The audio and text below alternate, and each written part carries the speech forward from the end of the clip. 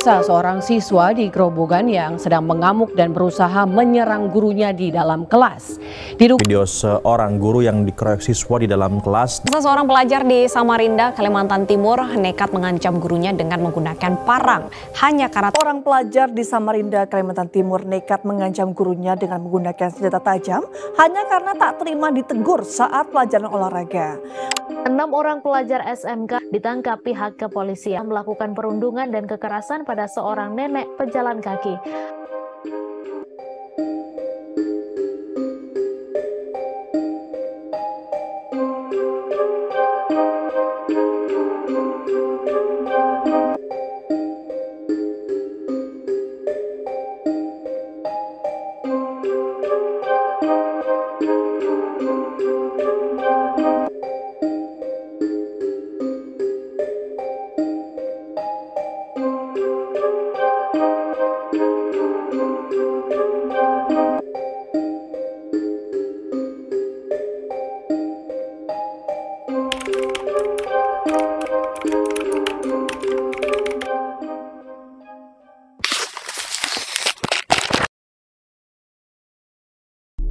Beberapa waktu yang lalu, saya sempat melihat video siswa yang mengancam guru bawa celurit ke sekolah. Gegara, ya HP-nya disita. Tentu, saya sebagai orang yang sangat menghormati guru, saya tidak habis pikir kenapa hal ini bisa terjadi. Dan ketika saya riset, ternyata banyak sekali kasus seperti ini.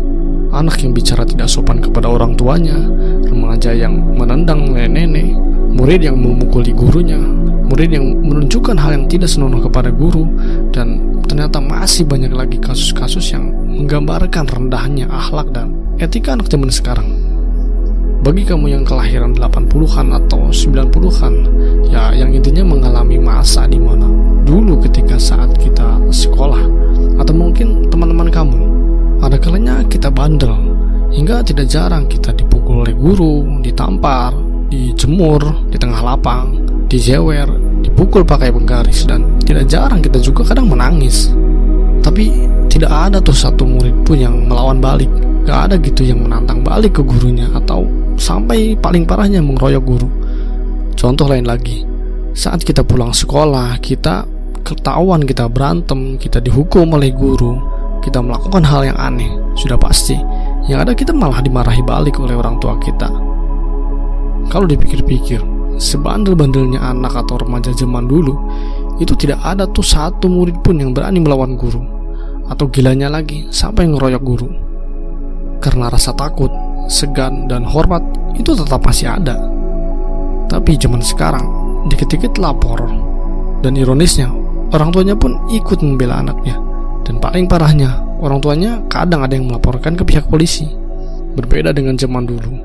Jika kita lapor ke orang tua atau ketahuan kita bandel, ya sudah pasti paling minimalnya kita akan dimarahi, atau dikurung di dalam kamar, atau bahkan ya dipukul. Makanya kata-kata anak zaman sekarang lembek-lembek, lemah, beda kayak anak zaman dulu. Ya mungkin perkataan itu ada benarnya juga. Saya sempat memperdalam riset-riset saya, dan ternyata setelah saya riset-riset, perilaku seperti itu tidak terjadi pada lingkungan sekolah atau guru saja, tapi di lingkungan keluarga pun itu terjadi. Coba lihat berita-berita atau video-video viral yang tidak jarang menggambarkan anak atau para remaja yang sangat tidak sopan pada orang tua atau kepada orang yang lebih tua. Umpatan-umpatan yang dilontarkan kepada orang tua hingga main fisik itu pun ada kasusnya. Dan yang paling anehnya lagi, ada tuh beberapa video yang viral yang memperlihatkan anak kecil yang bisa berbicara kata-kata yang tidak pantas, itu malah ditertawakan. Seakan itu lucu dan normal-normal aja gitu. Setelah kita melihat realita ini, mungkin akan ada yang menganggap, ya ini sih orang tuanya yang gak bisa ngedidik, gak tegas, akhirnya anaknya seperti itu. Ya mungkin iya, tapi rata-rata orang yang berbicara seperti itu sudah pasti mereka yang belum pernah merasakan gimana ngurus dan mendidik anak, seperti apa, gimana sulitnya dan gimana capeknya. Makanya orang tua zaman dulu tidak jarang menasihati anaknya sampai marah, emosi, dan main fisik atau dipukul. Karena kadang gertakan fisik lebih efektif daripada hanya nasihat-nasihat saja. Dan juga sekarang ada undang-undang yang mengatur melarang untuk memukul anak. Saya tidak tahu detailnya apa saja dan sanksinya seperti apa. Tapi ini jadi salah satu faktor berkurangnya orang tua yang keras, yang tegas dalam mendidik anak. Ya memang zaman sekarang sudah berbeda. Teguran fisik seakan sudah tidak relevan lagi. Makanya jika ada orang tua yang keras dalam mendidik anak, ya rata-rata zaman sekarang anak itu akan menjadi bandel, menjadi memberontak. Ya karena dia tidak melihat itu pada orang lain. Ditambah sosial, lingkungan sudah pasti akan mencap jelek orang tua yang seperti itu. Apalagi sekarang zamannya sosial media. Ya baik atau buruk soal mendidik anak dengan cara keras, ya itu subjektif. Bisa ya, bisa tidak, dan ada juga yang berhasil, ada juga yang tidak. Begitu pula sebaliknya. Salah satu efek yang mungkin ini berperan besar pada perubahan anak zaman sekarang, yaitu sosial media atau gadget. Ya betul, adanya sosial media dan gadget makin canggih memang membawa perubahan besar, terutama dalam sisi positifnya. Kini komunikasi lebih mudah, informasi lebih cepat tersebar. Tapi efek dari sosial media sebenarnya sifatnya global, bukan hanya remaja dan anak-anak yang kena dampaknya, tapi kita juga kena. Tapi memang yang paling besar dampaknya ya anak-anak dan remaja, karena mereka bisa dibilang belum terlalu dewasa dan masih labil. Belum lagi munculnya orang-orang kaya yang terlihat instan, flexing di mana-mana. Itu membuat stigma bahwa, oh ya, kaya itu mudah ya. Wah, sekarang mudah ya dapetin uang. Sekilas itu tak masalah, malah terlihat seperti sifat optimis, percaya diri. Tapi sayangnya, semua hal tidak selalu berjalan instan, sekalipun itu teknologi sudah instan.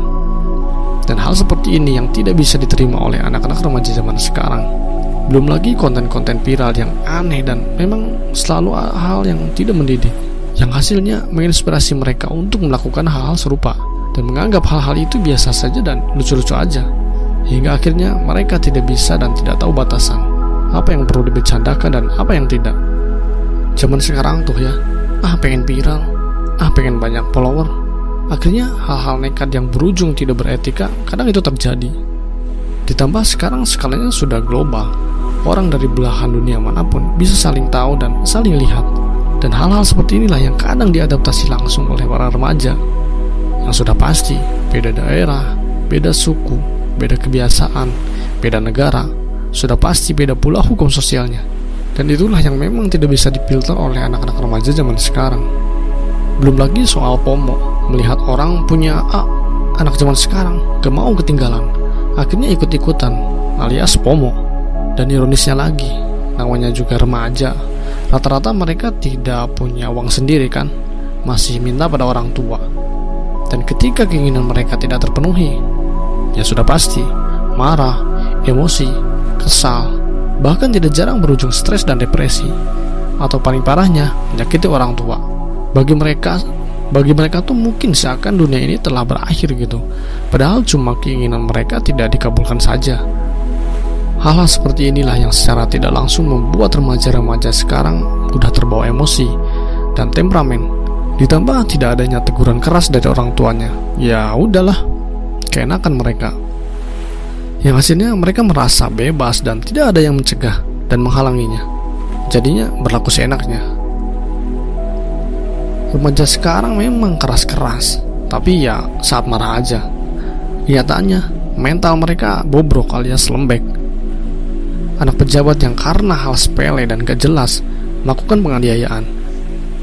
Begitu temperamennya dia dan sombong sekali dengan apa yang dia punya. Memang begitu anak orang kaya, lagunya suka tengil, dan duit bapaknya halal aja. Ya, mungkin zaman sudah berbeda. Banyak sekali perubahan yang terjadi di tatanan kehidupan ini. Kebiasaan juga sudah berbeda, banyak yang berubah. Bagi yang punya adik, saudara, mari kita saling mengingatkan. Bagi Anda yang sudah punya anak, lebih berhati-hatilah. Untuk kamu yang punya teman dan perilakunya menyimpang seperti remaja-remaja sekarang pada umumnya, mulailah saling mengingatkan dan koreksi.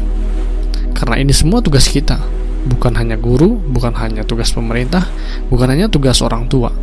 Karena para remaja-remaja adalah generasi penerus bangsa, Jika generasi ini temperamen, manja, lembek, dan tidak paham etika, maka hancurlah negeri ini. Kemajuan negeri tidak hanya dilihat dari perkembangan teknologi saja, tapi dari kualitas orangnya juga. Pesan dari saya adalah, rasa sungkan, segan, dan berkurangnya etika itu yang dikikis sedikit demi sedikit oleh teknologi. Jadi, bijaklah dan baiklah dalam menggunakan teknologi.